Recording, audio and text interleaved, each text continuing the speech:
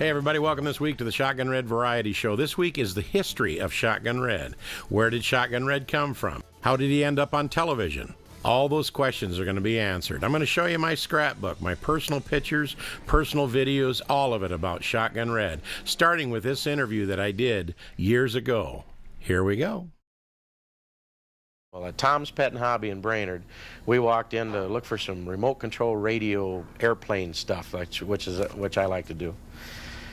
And these characters, there was about 2 or 3 of them were laying on the back shelf behind the counter. And I said, "What is that?" And he says, "Well, they're on sale for $50. He says, "Would you like to buy one?" They're just some little characters that his sister-in-law or somebody had made. And at that time, he looked a lot different. Red had a big flat hat on, looked like Huckleberry Finn, and a big red shirt with black buttons. And I said, "Well, I'll give you $40 for him." And he said, "All right." So I wrote him out a check for $40. I thought I could use him in the band in nightclubs and different shows we were doing to kind of introduce the guys in the band. I put a little cowboy hat on him, changed him to a western shirt and a little black vest, and right at that time we had won the 1981, 82, and 83 International Battle of the Bands for the state of Minnesota, 3 years running. Well, we came to the national finals in 1982, and Shotgun Red was our MC for our band. And a promotion lady seen our little character and took us down to Ralph Emery's morning show. And I said, "Well, when are we supposed to go on?" She said, "We're not. We're crashing the show." You crashed Ralph Emery's morning show? I wasn't aware of the fact that we were supposed to crash the show. This lady just took me down and said, "We're crashing the show." I said, "You mean like we don't have an invite?" And she says, "You get him out of that case. I didn't come down here at 4 o'clock in the morning to have you not get him out of that case." Well, ironically, that morning, Cub Scout pack number 35 or whatever, there was about 25 little Cub Scouts sitting there. Well, when I got Red out, these little kids went crazy. They were laughing and looking at him, and he was doing his little gyrations and looking around, and Ralph went right to a commercial, said, "We'll be right back with the show right after this word," and laid the mic down, and here he come. Right for you. Right for me. And I'm sitting there terrified. I'd never met Ralph. I hadn't, other than doing that local band on that television show up in Duluth, Minnesota. Here we are on his show, and he walks right over to Red, who's sitting next to me, and doesn't even look at me, and looks right at Red, and he's chomping on his cigar. He says, "How does that work?" Which I thought was kind of, you know, off in left field. Instead of saying "welcome to the show" or whatever, he just says, "How does that work?" Well, I never said anything. But Red looked at him and said, "You know, I went to that same garage sale. I didn't think anybody'd buy that suit." And Ralph's cigar come popping out of his mouth, and he says, "Killer, come over here. You got to see this little guy." And he fell in love with him right at that moment. And I think what the intrigue was to Ralph is Ralph is intimidating. And for once, somebody got Ralph, and it was this little 3-foot-high guy named Shotgun Red. And he loved it. There I was in Nashville, Tennessee. I crashed Ralph Emery's morning show, but I'm going to back up a little bit. I got to take you back to the very beginning when I started playing drums and had my own little band in northern Minnesota. I started out with the Larry Hall Trio. That's my brother in the middle. A kid named Eugene Brown played bass guitar, and yes, that's me. On the right, I played drums in that band. There I was on my Rogers drums. That drum kit got damaged in a crash that we had on the road, but I played drums for about 17 years back then. That's the first group I ever worked with, Judy Stone and the Country Pebbles with Fred Blocker. I was the drummer off to the left. You can't see me in the photo, but that was my very first professional gig. I was 16 years old. And I also played drums for the Tim Patterson Show featuring Linda Lou. Timmy Patterson on the right, Billy Joe Patterson on the left, Pretty Miss Linda Lou in the middle, and of course me on the drums in the back. Worked with a group called Joe Woods and the Woodsmen. Little Joe Woods, Pete Campbell, Mike Bricky, and that's me way over on the right standing up on that train. And again, I was still playing drums at the time. There I am up in the top right-hand corner. I worked with a guy named Joe Payne. He was kind of the Ray Price of the North. Him and Debbie Lynn, Virgil, and I can't remember the guy on guitar's name, but that was me in that band way back then. Well, I got tired of working for other people, so I started my own group. There I am. Steve Hall on the drums in the middle. That's Tim Johnson on the right. And I think it's Steve Osterman played bass guitar at that time. That was my very first band ever.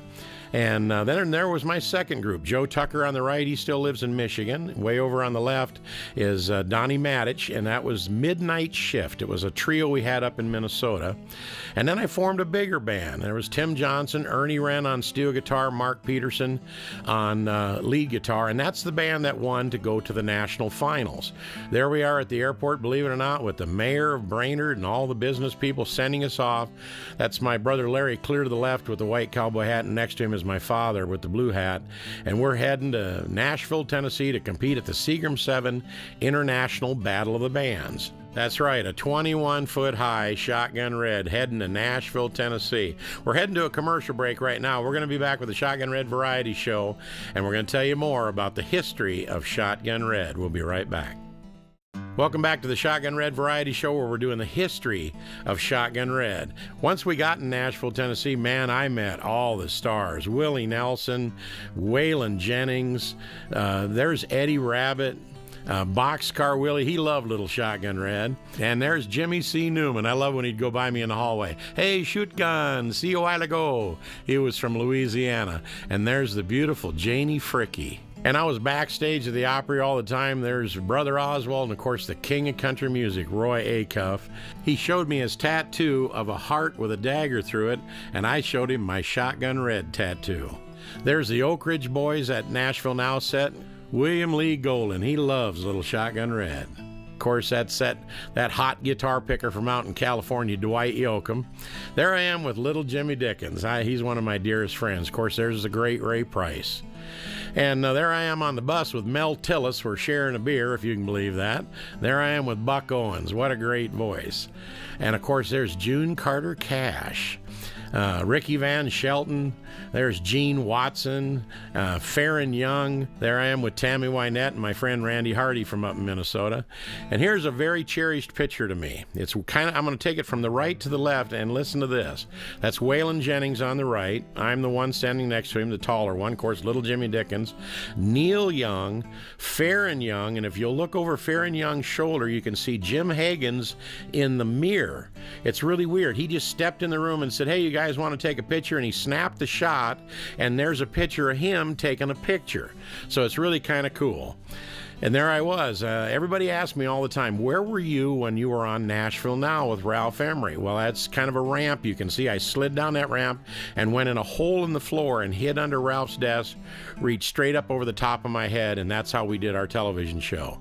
Then the producer of Nashville Now took me over to Hee Haw and introduced me to Sam Lavala, the producer. They put me on the Hee Haw show.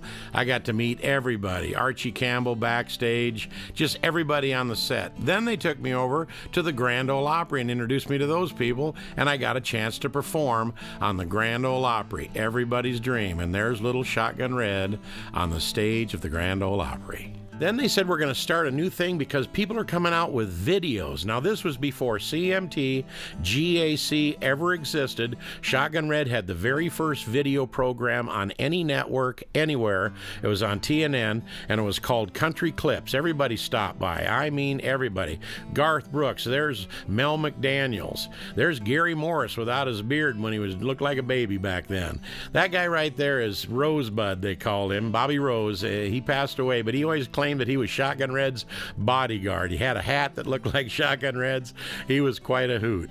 And that's Carl Perkins. I mean, everybody. Reba McEntire. We dug around trying to find some more of the photos of everybody that came to Country Clips, but it was just really incredible. And here is the promo for that video show as we did it on TNN. Watch this. Oh, I'm glad you stopped by. Oh, yeah, we're right here each and every Saturday for a full hour of your favorite country videos. We feature top recording artists and newcomers taking you through today's hottest country hits. Join me, Shotgun Red, as we capture your favorite superstars on Country Clips. Thanks. Country Clips was so popular, Shotgun Red was actually nominated in the top 3 for Country Video Host.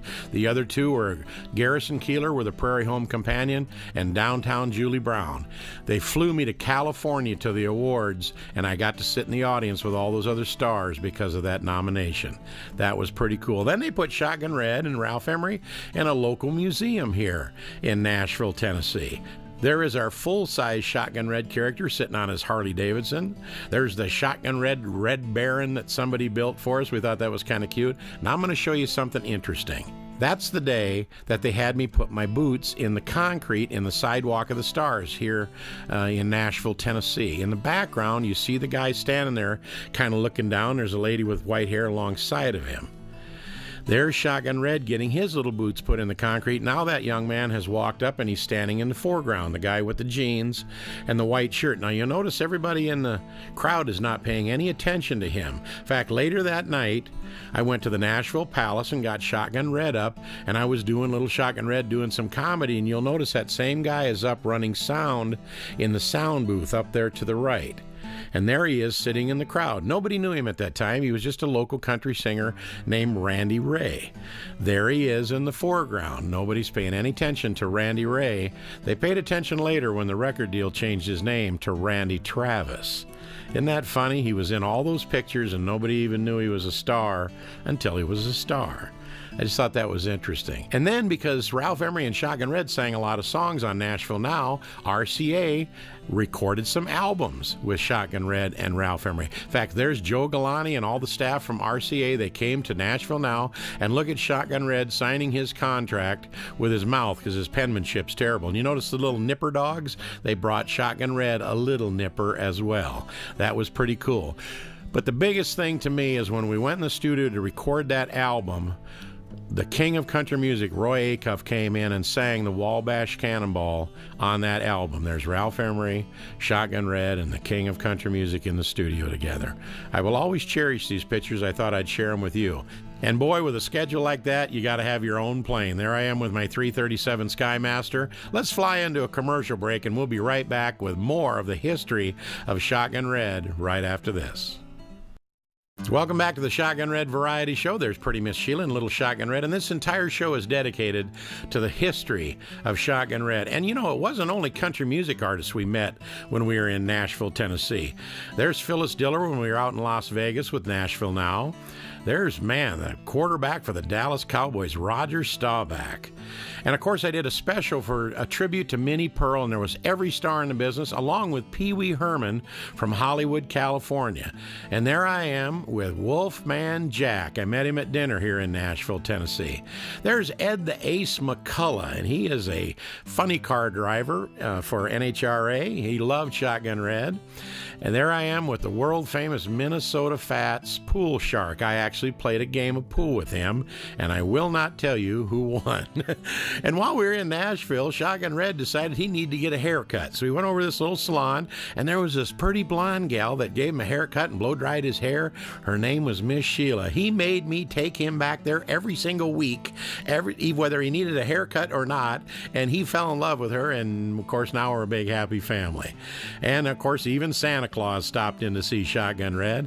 This guy right here, Johnny Rutherford, won the Indianapolis 500 many, many times. What a classic guy. I did a safety video with him for a big corporation. There's Ruth Buzzy sitting on Shotgun Red's lap. Of course, Jerry Blackwell, the professional wrestler, he come by and put a headlock on me. I thought that was pretty cool. There's Garrison Keillor from A Prairie Home Companion. What a big star. This guy right here looks more like John Wayne than John Wayne. It's not him, though. His name was Jerry Thomas. We lost him, but he loved Little Shotgun Red. He was something else. You know, people sent me a lot of stuff. I still have a full warehouse just full of gifts, and I want to thank everybody. Here's a picture that a guy sent me that was a hand-painted portrait valued at about $7,000 or $8,000 of Shotgun Red. It still hangs in our home. Now, the guy on the right is Richard Burrell from Grand Cayman Islands when Nashville Now broadcast down there for a week. He did a black coral, and black coral takes thousands of years to grow, a black coral Muhammad Ali boxer for Muhammad Ali.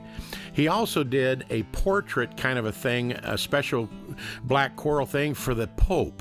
And I thought that was amazing. But what was really amazing, one day he fell in love with Shotgun Red. He flew to Nashville, Tennessee, and here he is on Country Clips. But it was actually on Nashville Now that he awarded Shotgun Red a little, about a foot-tall, stand-up black coral Shotgun Red made of black coral and 24-karat gold.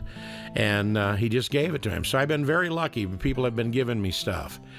Here's something near and dear to my heart. When I was a little boy, about 10 years old, I used to sell Grit magazine. And I sold it for 15 cents. I remember, because I kept a nickel and I had to give a dime to Grit Magazine Company.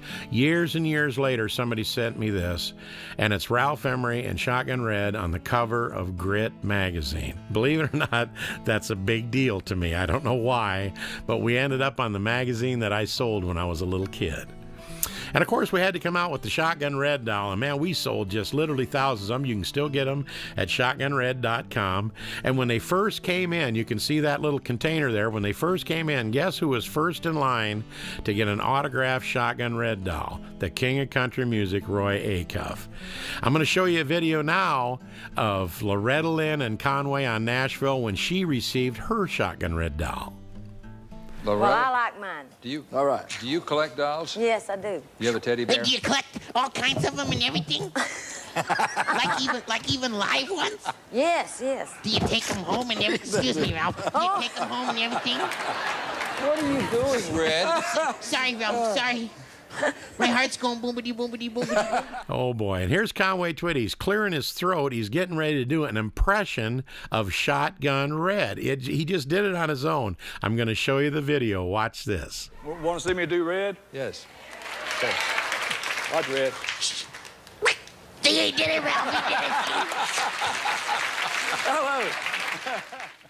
Friendship, friendship, just a perfect little friendship. When Other friendships go up in smoke. ours will still be oak. Ours will still be great. Ours will still be hot. Yeah. Well, it all started from a little $40 puppet up in Minnesota named Shotgun Red. Took us to Nashville, Tennessee to work with all the biggest stars in the music business. Well, everything has to come to an end, and the last show of Nashville Now was taped in San Antonio, Texas at Fiesta, Texas. Backstage, who was one of the guests? That's right, I got to meet the President of the United States. Shotgun Red, a $40 puppet I bought in Brainerd, took me all the way to a handshake with the President of the United States. And on that final night, something really special happened with Ralph and Red. Watch this closing video. Everybody stop the music. Hold on a second. I got to say something. I've been under your desk for 10 years, and you... I never thought I'd see this.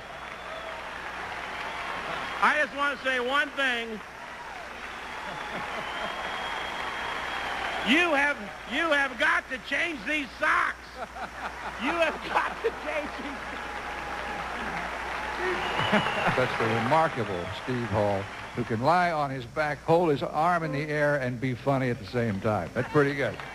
And about the time you think Shotgun Red's career is over, Patrick Gotch called us from RFD TV and said, how would Shotgun Red like to have his own variety show? So we're back on the air. Wow. Oh, I almost forgot. I got to tell you about this, too. 4, 3, 2, 1, blast off. You know, I had a lot of fun with Ralph Emery on Nashville Now for many, many years, doing all these comedy bits. So we put them together in a DVD and made it available to you. It's called The Best of Ralph and Red, 10 Years of Comedy Bits. Watch this. If you know so much about trucks, why is John Lowry driving? Because I have to ride shotgun.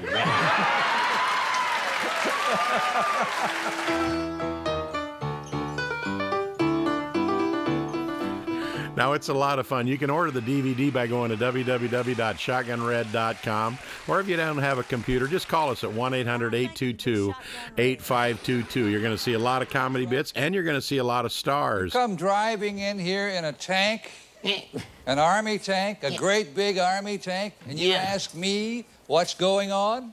Just a second, Ralph. Now, this is not a good time to pick an argument with me. I would guess not. Stop it, Ralph. Stop it. Ralph had so much fun with Red on the show. Go right now. Stop it, Ralph. What's so funny?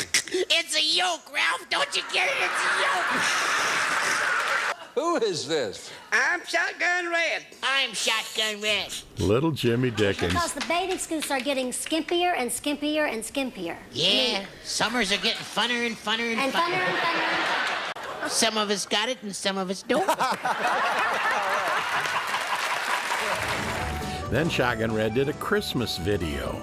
It is really cool. Shotgun Red's Christmas Surprise, starring Shotgun Red, with special guest Bobby Bear, Little Jimmy Dickens, Tom T. Hall, The Riders in the Sky, and Steve Warner, plus many, many more.